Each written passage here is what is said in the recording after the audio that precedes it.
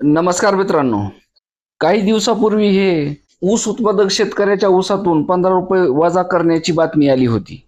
त्याच बातमीला आधारून आज पूरग्रस्ताच्या मदतीसाठी ऊसाला प्रति टन 15 रुपये हे शेतकऱ्याकडून नाहीतर कारखान्याकडून घेतले जाणार असल्याची माहिती शंभूराज देसाई यांनी दिलेली आहे. ते साताऱ्यात प्रसार माध्यमाशी बोलत होते.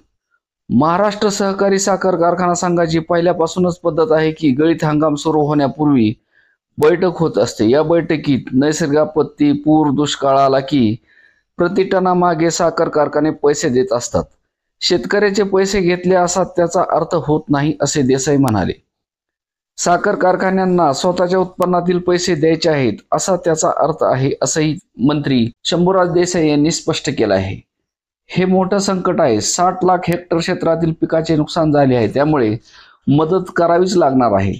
साखर उद्योगाची थोडी मदत व्हावी हा त्यामागचा उद्देश असल्याचे देसाई यांनी सांगितले आहे. विरोधकांकडून हा जिजिया कर असल्याच्या बातम्या पसरल्या जात आहेत. या टीकेला उत्तर देताना हा कर शेतकऱ्याकडून घेतला जाणार नाही तर कारखाने देणार असल्याचे देसाई यांनी सांगितले आहे.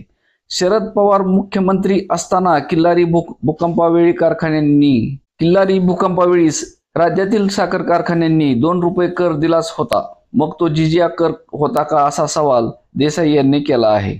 या दिलेल्या स्पष्टीकरणामुळे आता शेतकऱ्यातील संभ्रम दूर होणार असून हे जे 15 रुपये जे वजा केले जाणार आहेत हे शेतकऱ्याच्या ऊसाच्या बिलातून नाही तर कारखाने हे त्यांच्या वैयक्तिक नफ्यातून ही 15 रुपये प्रति टनाची मदत ही राज्यातील नुकसानग्रस्त शेतकऱ्यासाठी देणार असल्याचे स्पष्ट झाले आहे. त्यामुळे शेतकऱ्यांनी आता याबाबतची काळजी करू नये.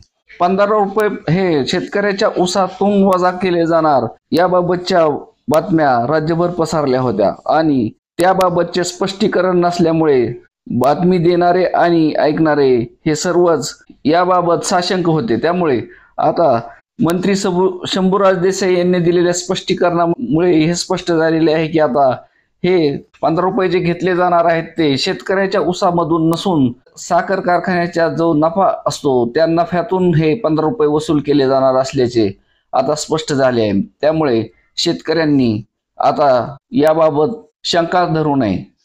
धन्यवाद.